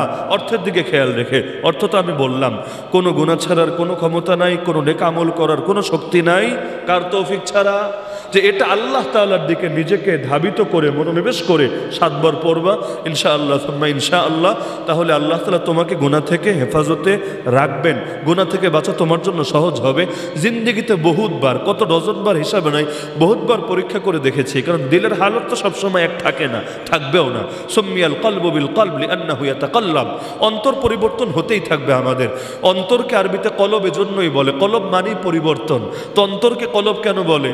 শব্দ থেকেই বুঝবেন, কারণ এটা পরিবর্তন হতেই থাকে, হতেই থাকে। এই যে 1 ঘন্টা বয়ান শোনার পর দিলের হালত চেক দিবেন, আর 2 ঘন্টা টিভির সামনে বসে থেকে চায়ের দোকানে আড্ডাবাজি করে অথবা ফেসবুকে অযথা টাইম পাস করে নিজের দিলের হালত চেক দিবেন। এরপর আপনি ডিসাইড করেন, ফয়সলা করেন, দিলের হালত কি এক আছে না ভিন্ন হয়েছে? ভিন্ন হবে না? অবশ্যই হবে। তো এখন দিলের হালত যদি কখনো কোনো খারাপ হয়, আমলটা করে দেখেছি, আলহামদুলিল্লাহ সুম্মা আলহামদুলিল্লাহ সুম্মা আলহামদুলিল্লাহ, আল্লাহ তাআলা নেক আমলের উপর উঠে আসার এবং গুনাহগুলো থেকে নিজেকে বের করে আনাটা সহজ করে দেন। হ্যাঁ, এমন তো হবে না যে আসমান থেকে ফেরেশতা এসে পিটিয়ে পিটিয়ে আপনাকে সোজা বানাবে, এমন না। বরঞ্চ আপনার কাজ আপনাকে করতেই হবে। ওই পীর সাহেবের হাতে কেউ বায়াত হলে তারা মুরিদ বলে না? এই শব্দই তো বলে মুরিদ। মুরিদ মানে কি জানেন? মুরিদ মানে ভক্তও না, মুরিদ অর্থ শিষ্যও না, মুরিদ মানে শাগরেদও না। মুরিদ হলো আরাদা ইউরিদের ইসমে ফাইল। মুরিদ মানে হলো ইচ্ছাকারী। মুরিদ মানে কি? তো কিসের ইচ্ছাকারী? তার মানে সে হলো আল্লাহর পথে চলতে চাচ্ছে, চলার ইচ্ছাকারী, আল্লাহকে পেতে চাচ্ছে, আল্লাহকে পাওয়ার ইচ্ছাকারী। তাহলে পীরের কাছে যারা মুরিদ হয়, পৃথিবীর কোনো পীর তার পথ চলে দিতে পারে না। যদি কারো পথ চলে দিতে পারতো, আল্লাহ রসুল সাল্লাল্লাহু আলাইহি ওয়াসাল্লাম অন্তত আবু তালেবের পথটা চলে দিত। আমাদের দেশের ভণ্ড পীররা এই লাইনে সফল। ওরা ওদের এই 2 নম্বর গাজাখোর মুরিদদেরকে এটা বোঝাতে সক্ষম হয়েছে যে পীরই পারে মুরিদের পথ চলে দিতে পারে। কিন্তু মুরিদ শব্দের দাবি হলো যে তুমি ইচ্ছা করেছো, ইচ্ছা তোমার থেকে হয়েছে। আর মুর্শিদ মানে যিনি পথ দেখান, তুমি ইচ্ছা করেছো আর তোমার শায়েখ তোমাকে পথ দেখাবেন। এখন পথ দেখালেই শেষ না, ইচ্ছা করলেই শেষ না। আমি জিজ্ঞাসা করলাম যে আমি সিলেট থেকে এসেছি, আবার তো ভাই সিলেট যাব, এখন বৃষ্টির দিন, নতুন এলাকা, আবার ডাকাতি মাকাতি হয় কি না, কোন রাস্তা দিয়ে যাব? তা আমি ইচ্ছাকারী কোন ব্যাপারে? আমার বাড়িতে ফিরে যাওয়ার। আর আপনি পথ দেখালেন আমাকে, হুজুর ডানে যাবেন 10 কদম, এরপর বামে 20 কদম, এরপর সোজা, এরপর বাঁকা, এরপর এভাবে এভাবে পুরো পথ দেখালেন। তা আপনি ধরেন মুর্শিদ, পথ দেখালেন, আমি হলাম মুরিদ, পথে চলার ইচ্ছাকারী। কাম কি শেষ নাকি শুরু? মাত্র শুরু। আপনি দেখালেন, আমি ইচ্ছা করলাম, এখন কিন্তু আসল ধাপ শুরু। সেটা কি? আমাকে পথ চলতে হবে, আমাকে গন্তব্য পর্যন্ত যেতে হবে, নাকি ইচ্ছা করলেই সব কাজ শেষ হবে? ঘটক মুর্শিদ, সে দেখিয়ে দেয় যে এই ছেলেটা ভালো, ওই মেয়েটা ভালো, এদের বিয়ে শাদী হতে পারে। মাঝখানে মধ্যস্থতাকারীর ভূমিকা পালন করলো। এদিকে ছেলে আর মেয়ে মনে করেন মুরিদ, উভয় ইচ্ছা করেছে যে হ্যাঁ এবার বিয়েটা করে ফেললে ভালোই হয়। তো এখন ঘটক হলো মুর্শিদের কাজ করলো, আর ছেলে আর মেয়ে মুরিদ হওয়ার কাজ করলো। কিন্তু বিয়ের কোনো বন্দোবস্ত করলো না, অভিভাবকদেরকে রাজি করালো না, কোনো আয়োজনও করলো না, ইজাব কবুলেরও কোনো ব্যবস্থা করলো না, কিচ্ছু নাই। তাহলে এই শুধু পথ দেখিয়ে দেওয়ার দ্বারা বা তারা মনে মনে ইচ্ছা করার দ্বারাই কি সব কাজ শেষ হয়ে যাবে? কিছুই হবে না। তো এখন পীরের কাছে যখন মুরিদ হয়, পীর কি মুরিদের পথ চলে দেয়? চলে দেয় না, বরং সে পথ দেখিয়ে দেয়। আর মুরিদ হলো তার ইচ্ছা অনুসারে পথে চলতে থাকে। তা আমি আপনি যতই চেষ্টা করি না কেন, এমন না যে আমি কোনো পীরের হাতে মুরিদ হলেই ব্যাস অটোমেটিক আমি পথ চলতে পারবো। বরং এটা মাথায় রাখবেন, যতদিন দুনিয়াতে বেঁচে থাকবেন কষ্ট আপনার করা লাগবেই, মুজাহাদা আপনার করা লাগবেই। যত বড় কুতুবই হোক, যত বড় পীরও হোক, তারও মুজাহাদা করা লাগে, কারণ তার ভেতরেও নফসে আম্মারা আছে, নাকি নাই? আর মুরব্বী তো আছেই। কোন মুরব্বী? এই যে শাওয়ালের চাঁদ উঠলেই যে মুরব্বী মুক্ত হয়ে আসবে, আর রমজানের চাঁদ উঠলে যে মুরব্বীরে একেবারে শিকল দিয়ে বেঁধে রাখা হয়েছে। অনেকের মুরব্বী আর কি, সবার না। পৃথিবীর বেশিরভাগ মানুষের মুরব্বীকে কে জানেন না? পৃথিবীর বেশিরভাগ মানুষের মুরব্বীকে শয়তানকে মুরব্বী বানিয়ে ফেলেছে। ইয়া আইয়ুহাল্লাযীনা আমানু দুখুলু ফিস সিলমি কাফা ওয়া লা তাত্তাবিউ খুতুওয়াতিশ শাইতান আলাম আহাদ ইলাইকুম ইয়া বানি আদম আল্লা তা'বুদুশ শাইতান, শয়তানের ইবাদত করো না। বান্দা আমি কি এই মর্মে তোমার থেকে অঙ্গীকার নেই নাই? তার মানে পৃথিবীতে অনেকে শয়তানের ইবাদত করে, শয়তানকে মাবুদ বানিয়ে ফেলেছে। আফারাইতা মান ইত্তাখাযা ইলাহাহু হাওয়া, অনেকে নিজের নফসকে মাবুদ বানিয়ে ফেলেছে। তেই যে যারা নফসকে মাবুদ বানালো, যারা শয়তানকে মাবুদ বানালো, তো ওদের শয়তান মুরব্বীরা তো এখন বন্দী আছে, একটু ঝামেলায় আছে। তো এখন শাওয়ালের চাঁদ উঠলে, এজন্য দেখবেন বাংলাদেশে শাওয়ালের চাঁদ উঠলেই টিভিতে গান বাজানো শুরু করে। ওমর রমজানেরই রোজার শেষে এলো খুশির ঈদ, বাজায় না? বাজায় না? ঈদের আনন্দ দেওয়ার জন্যই তো ভাই। ঈদের আনন্দ দিতে চাইলে মসজিদের মাইকে এলান করে দিলেই তো চলে। এই যে গান ছেড়ে ছেড়ে বাজাতে হয় কেন ওমর রমজানের রোজার শেষে? তার মানে একটা ভালো কাজের সুরত দিয়ে খারাপ কাজ ঢুকিয়ে দেয়। কেন? কারণ ওরা সবাইকে বুঝতে দিতে হবে না মুরব্বি চলে এসেছে, মুরব্বিকে ইস্তেকবাল জানানোর জন্য আয়োজনটা করা হয়েছে। তো এখন যে প্রসঙ্গে বলছিলাম যে এখন তাকে প্রশ্ন করা হলো, হযরত তাহলে আপনি আপনাকে দেখেন আর আমাকে দেখেন, এখন মিল তো পাচ্ছি না, তো হাদিস মানবো না বাস্তবতা মানবো? তিনি বললেন, শোনো, আল্লাহ তাআলা কাফেরদের জন্য মৃত্যু পরবর্তী জীবনে যে ভয়াবহ বিভীষিকাময় যন্ত্রণাদায়ক আযাব প্রস্তুত করে রেখেছেন, তার সঙ্গে যদি দুনিয়ার অবস্থাকে তুলনা করা হয়, তাহলে দুনিয়ায় যদি কোনো কাফের না খেয়েও থাকে, যদি গাছতলায়ও থাকে বাড়ির অভাবে, যদি বড় কষ্টেও থাকে, তার জীবনের প্রতিটা মুহূর্ত যদি কষ্টে কাটে, তবুও তার জন্য আগামীতে যে ভয়াবহ শাস্তি অপেক্ষা করছে, ওটার তুলনায় এটা জান্নাতের মতো সুখ ছাড়া কিছু না। আর রব্বুল আলামিন মুমিনদের জন্য যে মহা নেয়ামত প্রস্তুত করে রেখেছেন, যা কোনো চোখ দেখেনি, কোনো কান শোনেনি, কোনো অন্তরে কোনো দিন কল্পনাও আসেনি, ওটার সঙ্গে দুনিয়ার মুমিনের জীবন তুলনা করলে যত আরামেই থাকুক, যত সুন্দর খাওয়া দাওয়াই করুক না কেন, তবুও ওই মহাসুখের সঙ্গে তুলনা করলে এটা দুনিয়ার জেলখানার চাইতেও বড় কষ্টের জীবন ছাড়া কিচ্ছু না। তার মানে পরবর্তী বিআতিবারিল মাআল, পরিণতির বিবেচনায় দুনিয়ার জন্য এই জীবনটা হলো যা মানে জেলখানার মতো কষ্টের জীবন, আর কাফেরের জন্য পরিণতির বিবেচনায় এটা হলো দুনিয়াটাও জান্নাতের মতো সুখের জীবন। কারণ হাদিসের মধ্যে আছে কিয়ামতের দিন রব্বুল আলামিন সবচাইতে বেশি কষ্ট যেই লোকটা করেছে দুনিয়ার বুকে দ্বীনের জন্য, যারা দুনিয়া মোটেও ভোগ করে যেতে পারে নাই। অনেকে আছে কষ্টও করে আবার সুখও দেখে। আমাদের মতো বহুত মানুষ এমন আছে না যে একসময় বড় কষ্ট করেছে, আর্থিক লাইনে হোক, নিরাপত্তার লাইনে হোক, বিভিন্ন লাইনে, পরবর্তীতে আল্লাহ তাআলা তাকে দুনিয়া দিয়ে দিয়েছেন। ওয়ালা সাওফা ইউতিকা রাব্বুকা ফাতারদা, শীঘ্রই তোমার রব তোমাকে এত দেওয়া দেবেন যে তুমি খুশ হয়ে যাবে। তো এখন দুনিয়ায় যাদেরকে দিয়ে দিয়েছেন তারা তো আলহামদুলিল্লাহ দুনিয়া একটা অংশ পেল। তো নবীর এমন সাহাবীও ছিলেন দুনিয়ায় কিচ্ছু পান নাই, কিচ্ছু না, পুরোটাই বরাদ্দ রয়ে গেছে আখিরাতের জন্য। যেমন ফেরাউনের স্ত্রীর কথাও ধরেন না, পুরোটাই আখিরাতের জন্য বরাদ্দ। মুসাব বিন উমাইরের কথা ধরেন না, পুরোটা আখিরাতের জন্য বরাদ্দ। সুমাইয়া রাদিয়াল্লাহু আনহার কথা ধরেন না, পুরোটা আখিরাতের জন্য বরাদ্দ। দুনিয়ায় কিছুই ভোগ করে যেতে পারেন নাই। তো এমন একজনকে আল্লাহ ডাকাবেন যে সারা জীবন কষ্ট আর কষ্ট করেছে। আল্লাহ তাআলা ফেরেশতা দিয়ে অল্প সময়ের জন্য তাকে চক্কর কাটিয়ে আনাবেন জান্নাত থেকে। এরপর আল্লাহ বলবেন, কিরে বান্দা, তুই নাকি দুনিয়ায় সবচাইতে বেশি কষ্টে ছিলি? সে বলবে, আল্লাহ তোমার জাতে পাকের কসম খেয়ে বলি, কষ্ট কি জিনিস তাই তো আমার মনে নাই। আরেকজন লোক যে দুনিয়াতে সবচাইতে বেশি সুখে ছিল, সবচাইতে বেশি সুখে, রব্বুল আলামিন তাকে কিছু সময়ের জন্য পাঠাবেন জাহান্নামে, ফেরেশতাদেরকে দিয়ে, যাও ওকে একটু জাহান্নাম ঘুরিয়ে আনো। এখন দুনিয়ায় তো কষ্টের মুখ দেখে নাই, শুধু পয়সাওয়ালাদের কথাই আমি বলছি না, কারণ এমন হতে পারে অনেক পয়সা ছিল সুখ পায় নাই।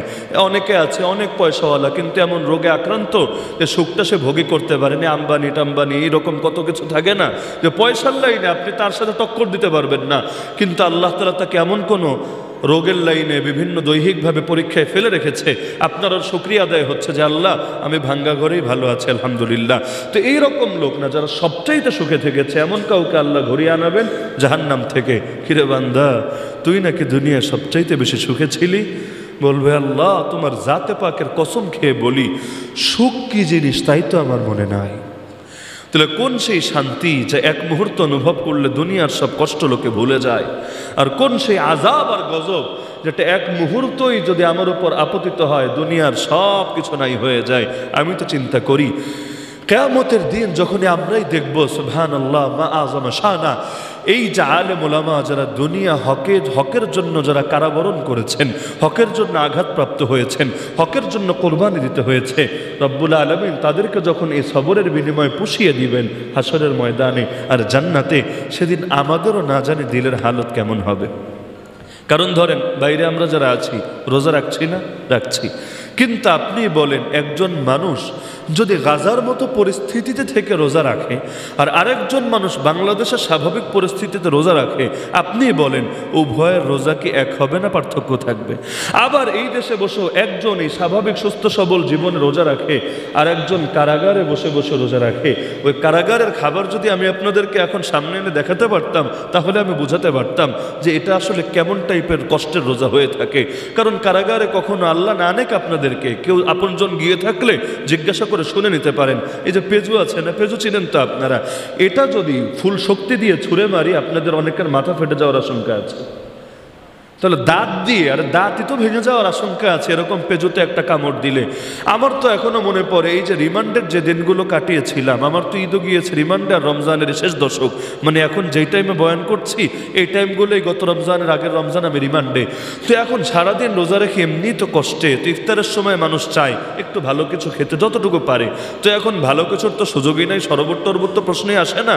একটা এই রকম সাইজের একটা পলিথিন এসে ছড়িয়ে দিত সামনে, যে পলিথিনের মধ্যে কিছু বুট আছে, মুড়ি আছে, একটা জিলাপি আছে আর একটা পেজু আছে, আর পানি ওই বাথরুম থেকে নিয়ে খেতে হবে, যেটা দিয়ে বাথরুমে কাজ সারেন ওটা থেকেই ট্যাপ দিয়ে ভরে ভরে আপনি পানি খাবেন। তো এখন দেখা যেত যে সারাদিন যেহেতু না খাওয়া, তো এখন যা পাবো তাই খাওয়া লাগবে, কিছু করার নাই। এই যে খেতাম, খেতে দেরি, মনে হতো পেটের মধ্যে আগুন জ্বলতে দেরি না, মানে কোন তেল দিয়ে যে বানায় আল্লাহ ভালো জানে, মানে খেতে দেরি গ্যাস্ট্রিকের এমন ব্যথা উঠে যায়, তারাবি পড়বেন কি আর নামাজে মনোযোগ রাখবেন কি, এটাই তো অস্থিরতা লাগতে থাকে। আবার সেই সাহারির চেহারাটাও দেখাতে পারলে এটা স্মরণীয় থাকতো।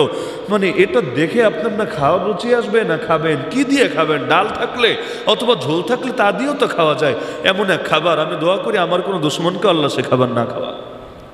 আর বাংলাদেশের শ্রেষ্ঠ শ্রেষ্ঠ আলেমরা যাদেরকে একটাবার দেখতে পারলেও লোকে নিজেকে সার্থক মনে করে, একবার মুসাফাহা করার জন্য 1 ঘন্টা দাঁড়িয়ে থাকলেও যদি কোনো রকম হাতের পরশ পায় নিজের জীবনকে কামিয়াব মনে করে।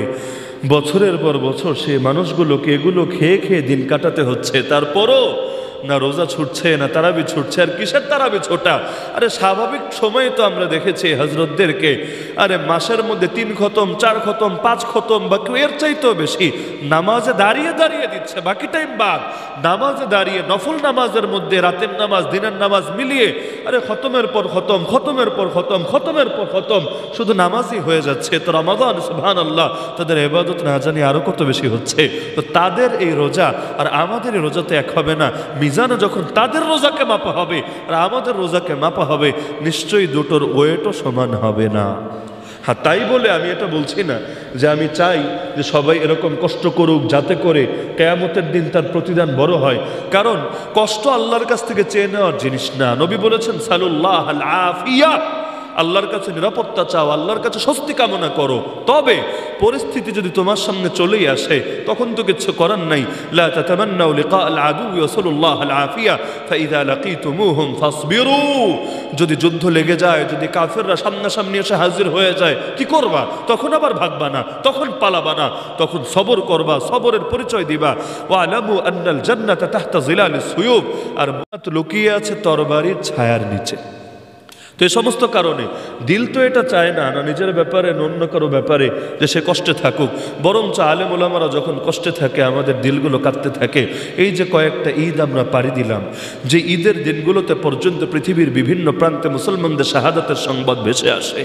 ঈদের দিন ঈদগাহে সেজদায় গিয়েছে, এর মধ্যে রকেট লাঞ্চার এসে পড়েছে, ব্যাস রকেটের আঘাতে সেজদা থেকে আর উঠতে পারে নাই, সেখানেই শহীদ হয়ে গিয়েছে।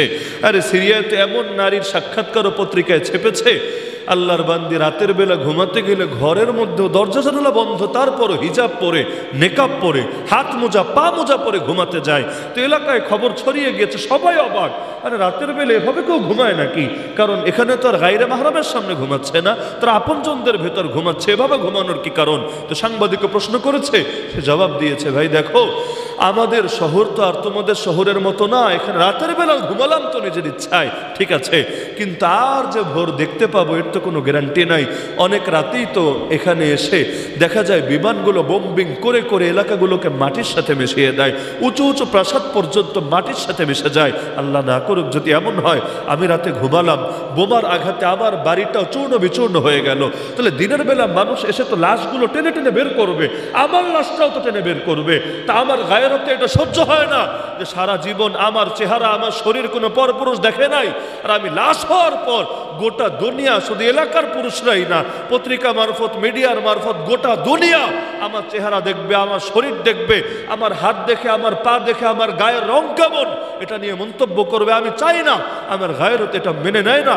এ কারণে আমি ঘুমানোর সময় হিজাব গায়ে দিয়ে ঘুমাই, নিকাব গায়ে দিয়ে ঘুমাই, হাত মোজা পা মোজা পরে ঘুমাই, যাতে করে আমি লাশ হয়ে গেলেও আমার পর্দা লঙ্ঘন না হয়। আবার এই জাতীয় দেশের মধ্যেও একদিকে আপনি ঈদের আনন্দে মাতবেন, আর আরেকদিকে আপনার মাথার তাজরা কারাগারে পড়ে থাকবে। আরে মুমিনই তো পরিপূর্ণ হতে পারবেন না যতদিন না অন্যের দুঃখে আপনি ব্যথিত হন আর অন্যের সুখে আপনি সুখী হন। আরেকজনের সুখ দেখলে যদি আপনার গা জ্বলে, আর আরেকজনের দুঃখ দেখলে যদি আপনার ভেতরে আনন্দ জাগে, আপনার ঈমানের চিকিৎসা করা দরকার, কারণ আপনার নাম এখনো হয়তো মুনাফিকের তালিকায় রয়ে গেছে। আমাদের আলেমরা কারাগারে বন্দী হয়েছে, অনেকে মিষ্টি বিতরণ করে নাই, করেছে। এমনকি বেদাতিরা তো এটা বলেছে ব্যাপকভাবে, এগুলো হলো আল্লাহর নবীর সঙ্গে গুস্তাখির আযাব। এই হুজুররা সবাই নবীর সাথে বেয়াদবি করেছে, এ কারণে রবের পাকড়াও এসে পড়েছে, আর ওরা আল্লাহর নবীর শানে খুব প্রেম জাহের করেছে, এ কারণে সারা জীবন জেলাপি শরীফ খেতে খেতেই জীবন কাটিয়ে দিতে পারছে। ওদের জীবনে কোনো হামলা নাই, মামলা নাই, ঝামেলা নাই, পেরেশানি নাই। এখনো বলে, এখনো শুধু আলেমদের ক্ষেত্রে বলে তা নেই যে 3-4 দিন আগে শিলাবৃষ্টি হয়েছে না, আমার গাড়ির অবস্থাও তো টাইট, অনেকে দেখেছেন কাঁচ ভেঙে গেছে, পুরো গাড়ি মোটামুটি ঝাঁঝরা হয়ে গিয়েছে। এখন এটাকে নিয়ে পর্যন্ত বেদাতিরা বিবৃতি দিয়েছে যে আমাদের কাছ থেকে দোয়া নিয়ে গেলে তো এমন হতো না, আমাদের থেকে দোয়া নেয় নাই, তাই এই আল্লাহর পক্ষ থেকে পাকড়াও এসেছে। অদ্ভুত ব্যাপার। তাহলে মুমিনের দুঃখে দরকার ছিল পারলে ব্যথিত হওয়া, কিন্তু মুমিনের দুঃখে তারা আরো সুখী হচ্ছে, কেন তাদের জীবনে কি বিপদ আসবে না? যদি বলে আসবে না, তাহলেও এটা তাদের ঈমানের কামালের আলামত না। কারণ নবী বলেছেন ইউবতালার রাজুলু বিহাসাবি দীনিহি, যার ভেতর দিনদারি থাকবে যেমন তার উপর মুসিবত আসবে তেমন। এজন্য সহিহ বুখারীতে হাদিস আছে, সবচাইতে বেশি মুসিবত আসে যাদের উপর তাদের নাম নবী। আশাদ্দুন নাসি বালাআন আল আম্বিয়া সুম্মা আল আমসালু ফাল আমসাল ওয়া ফি রিওয়ায়াতিন উখরা সুম্মা আল্লাযীনা ইয়ালুনাহুম সুম্মা আল্লাযীনা ইয়ালুনাহুম। এরপর যারা নবীদের যত কাছে তাদের পরীক্ষা তত বেশি। এ কারণে আল্লাহ রাসূল বলেন ইন্না ইযামাল জাযাই মা ইযামিল বালা ওয়া ইন্নাল্লাহা ইযা হাব্বা কওমান ইবতালাহুম। পরীক্ষা যত বড় হয় পুরস্কার তত বড় হয়। আল্লাহ কোনো জাতিকে ভালোবাসলে তাদেরকে মুসিবত দিয়ে পরীক্ষা করে। সুতরাং এই কওমি আলেমদের উপর পরীক্ষা আসে, এটা আমাদের জন্য কোনো ব্যর্থতা না। অনেক খানদানের উপরই পরীক্ষা আসে। এই যে মাওলানা মামুনুল হক সাহেবের উপর পরীক্ষা এসেছে, শুধু কি ওদের উপর, ওদের বাপের উপরে আসে নাই? শাইখুল হাদিস সাহেবকে সেই বুড়া বয়সেও জেল খাটতে হয় নাই? আরে কপাল কপাল, এগুলোর জন্য কপাল লাগে। আরে মুসিবত সবার উপর আসে না রে পাগলা, আল্লাহ যারা কবুল করে তার উপরে মুসিবত আসে। কারণ মুসিবত যত আসে আল্লাহর কাছে তার দাম তত বাড়ে। কারণ দুনিয়ায় মানুষ হিসাবে সগীরা বা টুটা ফাটা যে গুণাগুলো থাকে, মুসিবতে সে এগুলোকেও নিশ্চিহ্ন করে দেয়। আর রবের সামনে গিয়ে যখন দাঁড়ায় তখন আমল নামে এমনই নির্মল আর পবিত্র থাকে, মা যেদিন জন্ম ছিল যেমন নিষ্পাপ ছিল সেদিনের মতো নিষ্পাপ হয়ে দাঁড়ায় রবের সামনে। সুতরাং আমরা তো গর্ব করে বলতে পারবো, হে বেদাতি সার্কেল, হে সকল ঘরানার লোকেরা, আরে তোমরা পারলে একজন মামুনুল হক দেখাও দেখি তোমাদের ঘরানায়। কি বাস্তবে আমি গর্ব করে বলতে পারবো, পারলে একজন দেখাও যে হকের কথা বলে গিয়ে হকের জন্য মুসিবতে পড়ে, আবার মুসিবতে পড়ার পর বের হয়ে এসে আবারও একই সুরে হকের কথা বলে। এমন একজন পারলে গোটা বাংলাদেশে যত দল আছে যারা আমাদের বিরোধী এবং এই কওমি সার্কেলকে সারাদিন গালিগালাজ না করলে পেটের ভাত হজম হয় না, আমরা তো বলবো পারলে একজন দেখাও, একজন। অথচ আমরা দালালিতে তোমাদেরকে দেখি, এটা ঠিক আছে। যেমন এই বছর যেমন ধরেন স্কুল কলেজের বইয়ের মধ্যে যেমন বহুত ভুলভ্রান্তি ঢোকানো হয়েছে, আলিয়া মাদ্রাসার বইও ঢোকানো হয় নাই? এই শরীফ শরীফার গল্প তো আলিয়া মাদ্রাসার বইও আছে, স্কুলের বইও আছে। তো প্রতিবাদ আমাদের করা দরকার ছিল না ওদের করা দরকার ছিল? কেন? কারণ ওদের বিষয় নিয়ে ওদেরকে না আগে প্রতিবাদ করতে হবে, আমাদের বিষয় নিয়ে আমরা করবো, ওদের বিষয় নিয়ে ওরা করবে, ব্যাস। নিজের ঘর সামলাবো না পরের ঘর সামলাবো, প্রত্যেকে নিজেরটা সামলালেই তো হয়। কিন্তু আপনারাই বলেন, আমার বলা লাগবে না, ওই সার্কেলের কয়জন এই বছরে শিক্ষা ব্যবস্থা নিয়ে প্রতিবাদ করেছে? আমি যদি নামের তালিকা করে 10 জন হবে কিনা আল্লাহ ভালো জানে, বাস্তবিক 10 জন হবে কিনা আল্লাহ ভালো জানে। আমাদেরকে এগুলো নিয়ে কথা বলতে হয়েছে কেন? এগুলোকে আমাদের ঠিকাদারি নাকি? তার মানে সুবহানাল্লাহ, এখনো পর্যন্ত যদিও অনেক মুসিবত এসেছে, কিন্তু আমরা গর্ব করে বলতে পারি আল্লাহ তাআলা আমাদের মধ্যে রত্নগুলো দিয়েছে। হ্যাঁ, দোয়া করি আল্লাহ তাআলা সবাইকে নিরাপত্তার চাদরে আবৃত রাখুক। না হলে এই যে পেরেশানি রোজা রমজানের দিনে সেই কোর্টে গিয়ে হাজিরা দেওয়া, ঢাকা থেকে সিলেট, সিলেট থেকে ঢাকা, আবার চিটাগাং থেকে সেই বিবাড়ি, এক একজন এক এক এলাকায় এই সারাদিন রাত সফর করে গিয়ে কোর্টের বারান্দায় 3-4 ঘন্টা কাটিয়ে হাজিরা দেওয়া, কি যে এক ভোগান্তি আর কি যে এক পেরেশানি, যে পড়ে নাই সে কোনোদিন অনুভব করতে পারবে না। বাংলাদেশের এখনও মুরব্বী শ্রেণীর কত আলেমকে আজ হাজিরা ঢাকা, কাল চিটাগাং, যাও ফ্লাইটে, আবার মাহফিল করো, আবার মাদ্রাসা সামলাও, আবার এই করো, আবার সেই করো, কি যে পেরেশানি। আমি তো দোয়া করি আল্লাহ তাআলা সবাইকে এগুলো থেকে মুক্তি দেখ, আমাদেরকেও, আমাদের প্রতিপক্ষদেরকেও, সব দুশমনদেরকেও। হ্যাঁ, এখনো পর্যন্ত যে আলেমরা কারাগারে আছে তাদের জন্য দোয়া অবশ্য বেশি করা দরকার, নাকি? দোয়া করেন তো আপনারা? না করলে কিন্তু ভাই ইমান নিয়ে প্রশ্ন কইরেন, নিজের ইমান নিয়ে ফিকির কইরেন যে আর কিছু তো পারলেন না, পয়সাও দিলেন না, মামলাও দেখাশোনা করলেন না, পরিবারের দায়িত্বও নিলেন না, খেয়ে আছে নাকি না খেয়ে আছে, ওষুধ পাচ্ছে নাকি চিকিৎসার অভাবে সুস্থ মানুষগুলো হুইল চেয়ারে পড়ে গেছে, এগুলো খোঁজও তো নিলেন না। সবচাইতে নিচে, যেটার জন্য পয়সাও লাগে না, যেটার জন্য কিচ্ছু লাগে না, এমনকি কোনো আইনি জটিলতাও নাই, খালি দোয়া করা, দোয়া, এটাও যদি না করেন তাহলে নিজের ইমান নিয়ে নতুন করে ভাবা দরকার। আলহামদুলিল্লাহ, সকলের সম্মিলিত যদি দোয়া থাকে, প্রচেষ্টা থাকে, আল্লাহর নুসরত আসবে। আমি গতকাল বয়ানের মধ্যে এটা পেরেশানি উপস্থাপন করেছিলাম যে আশ্বাস খালি পাচ্ছি আর পাচ্ছি, এই আশ্বাসকে আদৌ কোনোদিন বাস্তবায়িত হবে যে রমজানের মধ্যে আমাদের আলেমরা নাকি মুক্তি পাবে? শুনছি আর শুনছি, ঈদ তো চলে আসছে, আসলে কি হবে? গতকাল এই পেরেশানি উপস্থাপন করেছি, মাহফিল শেষ করে বাসায় গেলাম, বিশেষ মারফত খবর পেলাম যে না, আলহামদুলিল্লাহ আগামীকালের মধ্যেই নাকি একটা সুসংবাদ বা সফলতা সংবাদ পাওয়া যাবে। আইনমন্ত্রীর সঙ্গে যিনি গিয়ে সাক্ষাৎ করেছেন আলেমদের পক্ষ থেকে প্রতিনিধি হয়ে, তার পক্ষ থেকেও এরকম সুসংবাদ আসলো।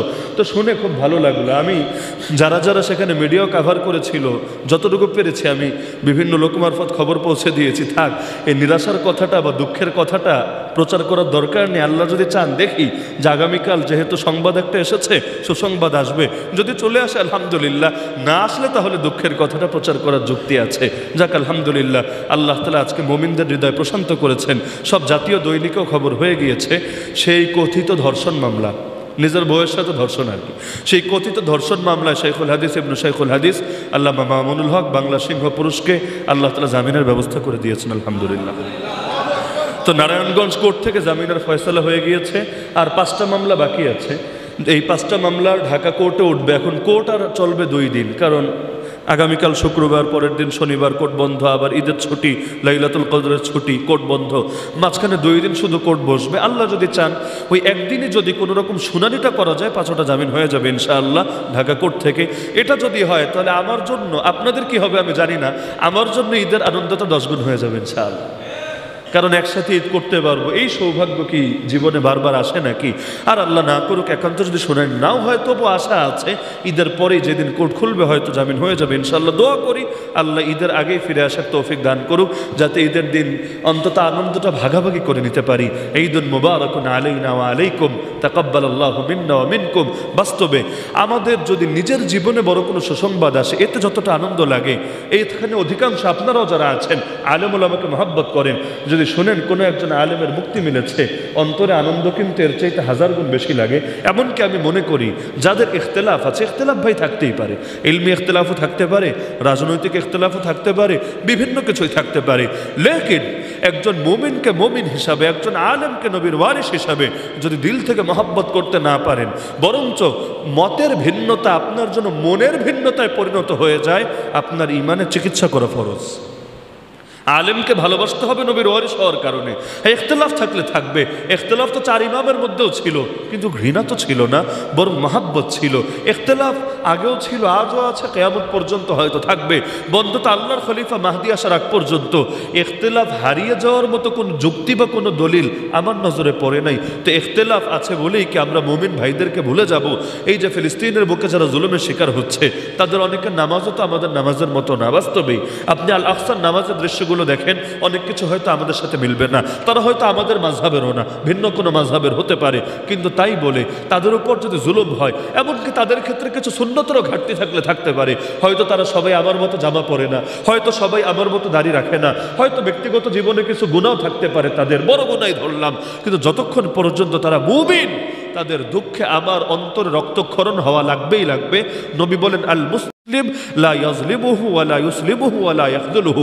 মুসলমান মুসলমানের ভাই নিজেও তার ভাইয়ের উপর জুলুম করে না, তাকে জালেমের হাতে তুলেও দেয় না, আর বিপদে পড়লে ভাইয়ের সাহায্য ছেড়েও দেয় না। যদি ছেড়ে দেয় কি হবে? মান খাযালা ইমরাআন মুসলিমান ফি মাওদিইন ইউনতাহাকু ফীহি মিন হুরমাতি ওয়া ইউনতাকাসু ফীহি মিন ইরদি ইল্লা খাযালাহু আল্লাহু ফি মাওতিনিন ইউহিব্বু ফীহি নুসরাতা। যে ব্যক্তি তার মুমিন ভাইয়ের সাহায্য ছেড়ে দেবে, যেখানে তার ইজ্জত নষ্ট হচ্ছে, তার মানহানি হচ্ছে, তাহলে আল্লাহ তার সাহায্য ছেড়ে দেবেন এমন জায়গায় যখন সে আল্লাহর সাহায্যের জন্য কামনা করবে, আল্লাহর সাহায্যের জন্য হাহাকার করবে। তার মানে কিছু পেতে হলে কিছু দিতে হবে। আল্লাহু ফি আউনিল আবদ মা কানাল আবদু ফি আউনি আখি। আল্লাহ বান্দার সাহায্য করবেন ঠিক ততক্ষণ, বান্দা তার ভাইয়ের মানে মুসলমানদের সাহায্য করবে যতক্ষণ। সুতরাং একজন আলেমকে আলেম হিসেবে ভালোবাসতে পারবেন না? আমি সবার উদ্দেশ্যেই বলছি, শুধু এখানে না, বাংলাদেশে যত ঘরানা আছে, আপনি যে দল করেন রাজনৈতিকভাবে, ইলমিভাবে, মাসলাকিভাবে, মানহাজিভাবে, মাশরাবিভাবে, আরে যা মনে চায় তা হন, কিন্তু আলেমের প্রতি মহব্বত হবে আল্লাহর জন্য, আল্লাহ রসুলের জন্য, শুধু নিজের মতের সাথে মত মিলে যাওয়ার জন্য না। মনে থাকবে তো ইনশাআল্লাহ? তাহলে দুনিয়ার সাথে আমাদের সম্পর্ক ঠিক তেমনই হবে, আল্লাহ রসুলের সাথে দুনিয়ার সম্পর্ক যেমন ছিল। কেমন? এটা বলে আলোচনার ইতি টানছি, আর এটাই হলো রমাদানের মূল বার্তা, যে দুনিয়ার সাথে সম্পর্ক হবে। নবী বলেন, কুন ফিদ দুনিয়া কাআন্নাকা গারীবুন ওয়া আবিরু সাবিল ওয়া উদ্দা নাফসাকা মিন আহলিল কুবুর ওয়া উদ্দা নাফসাকা ফিল মাউতা। আল্লাহ রসুল বলেন, দুনিয়ায় থাকবে এমনভাবে যেন একজন মুসাফির অথবা জাস্ট পথ অতিক্রমকারী। দুটো আবার দুই কথা। মুসাফির হলেও তার সঙ্গে ব্যাগ থাকে, সামানা থাকে, থাকার একটু প্রস্তুতি থাকে, আর পথ অতিক্রমকারী তার তো নজর খালি এদিক সেদিক থেকে গাড়ি আসলো কিনা, কোনো রকম এপার থেকে ওপারে যেতে পারলো কিনা, এতটুকুর দিকেই। তার মানে মুসাফিরের চাইতে আরো বড় মাকাম হলো পথ অতিক্রমকারীর মাকাম। কারণ মুসাফিরের একটা থাকার জায়গা আছে, একটু খাবার দাবারের ব্যবস্থা আছে, তার আরো কিছু ফিকির আছে, আরো কিছু বিষয় আশয় আছে। কিন্তু যে পথ অতিক্রমকারী, তার ফিকির একটা, আমাকে আমার গন্তব্যে নিরাপদে যেতে হবে, এদিক সেদিকের গাড়ি থেকে বেঁচে।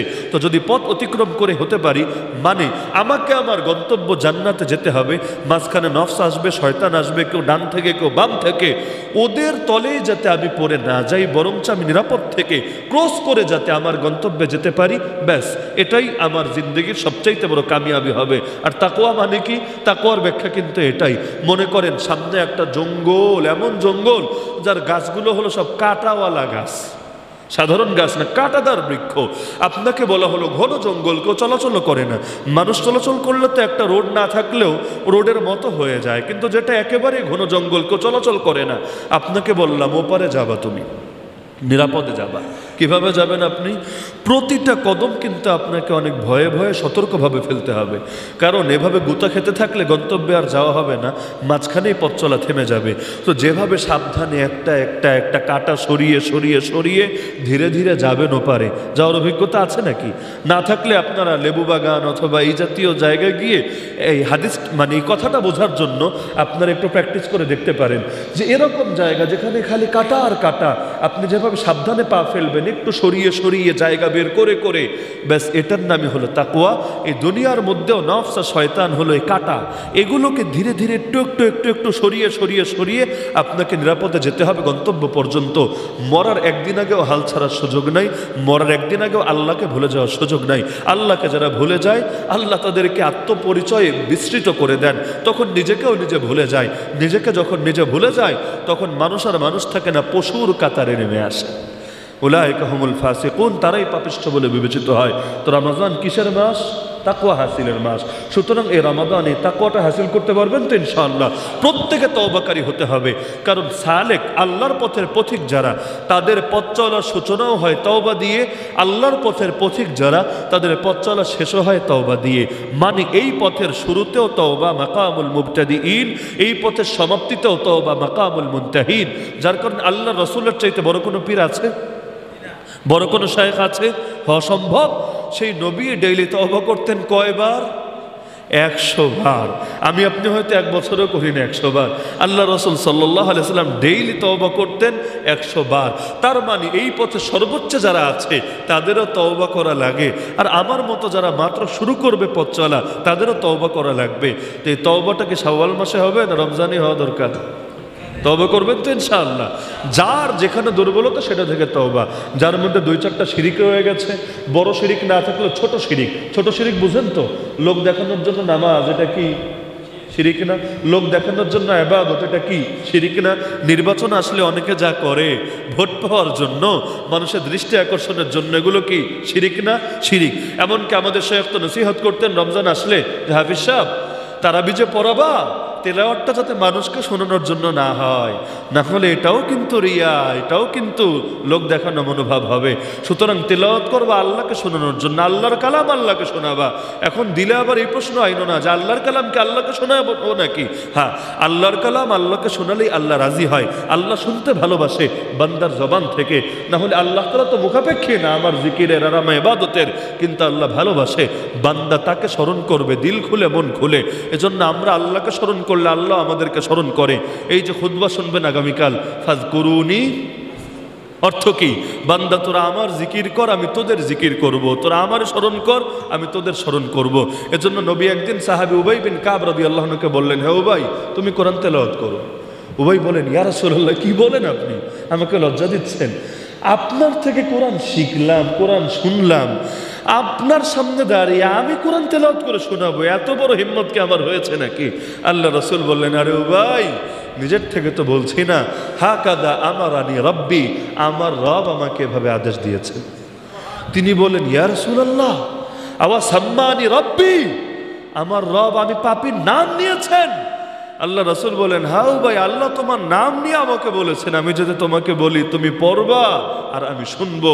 উবাই রাদিয়াল্লাহু আনহু কাঁদতে কাঁদতে দাড়ি ভিজিয়ে ফেললেন যে আমার আল্লাহ আমার নাম নিয়েছেন।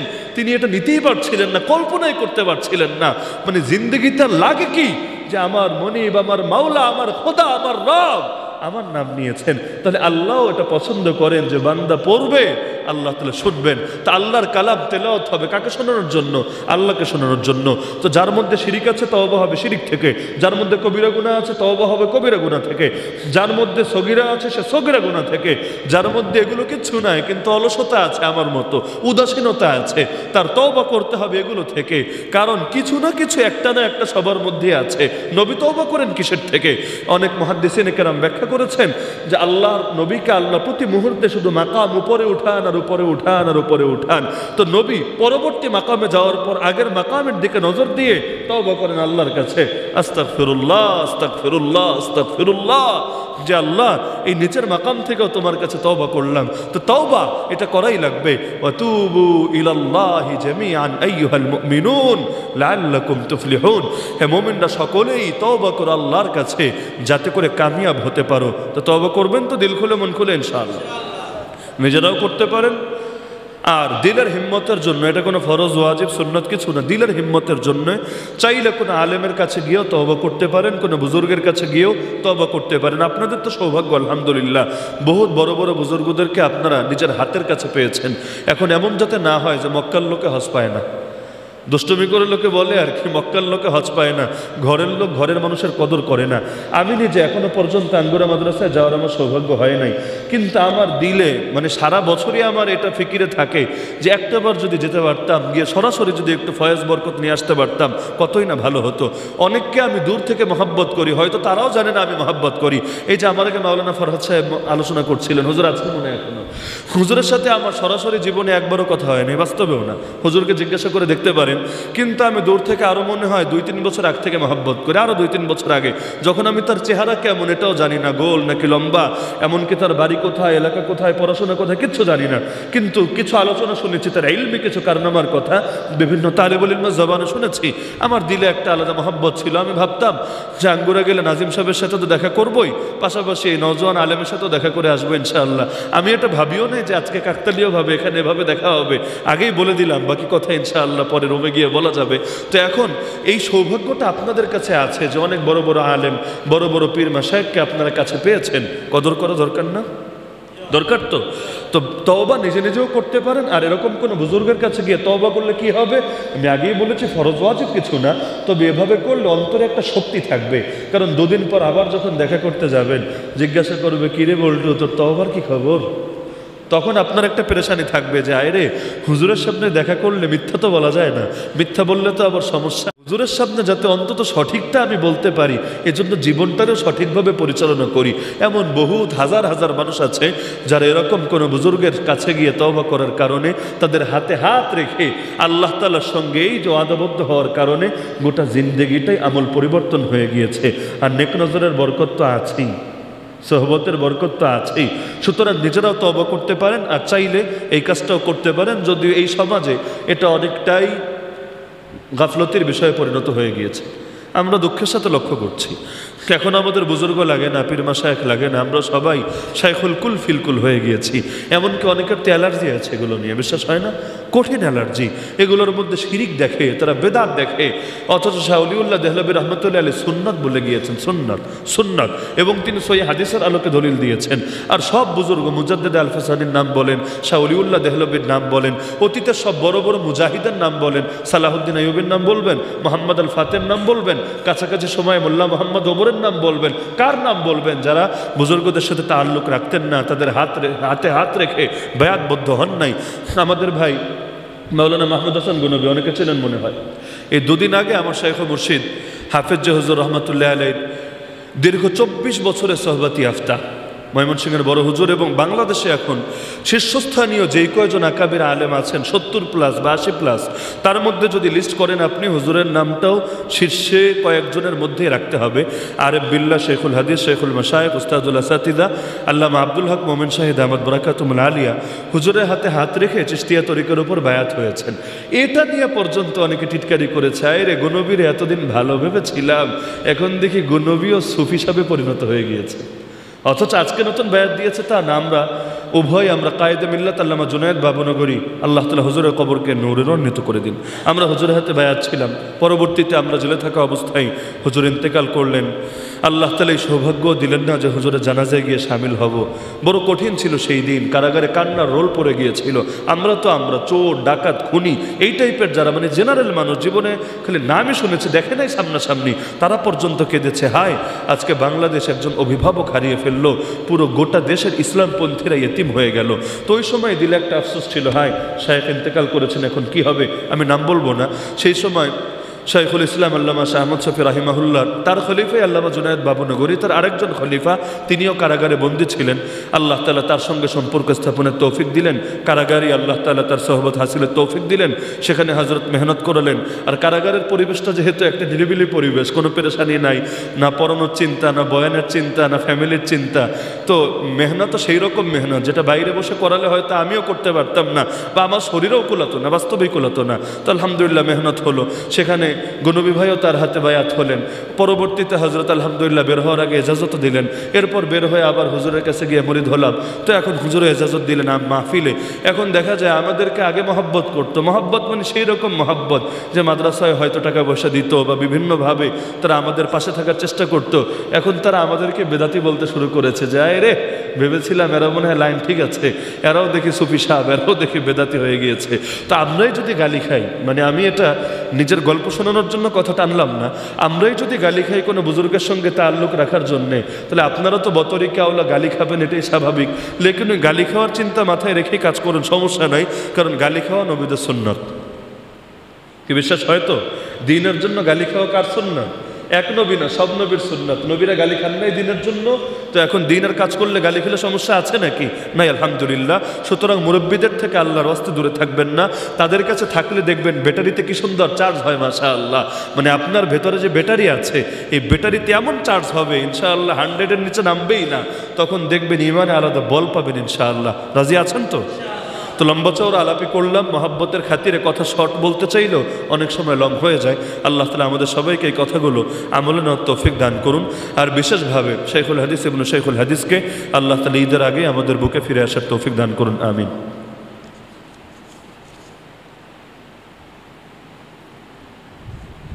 আসসালামু আলাইকুম শাইখ, একটি বিষয় জানার ছিল যে বর্তমান সময়ে মিডিয়ার যোগে দিন প্রচারের স্বার্থে মাহফিলের বয়ান বা জুম্মার বয়ান রেকর্ড করা যাবে কি?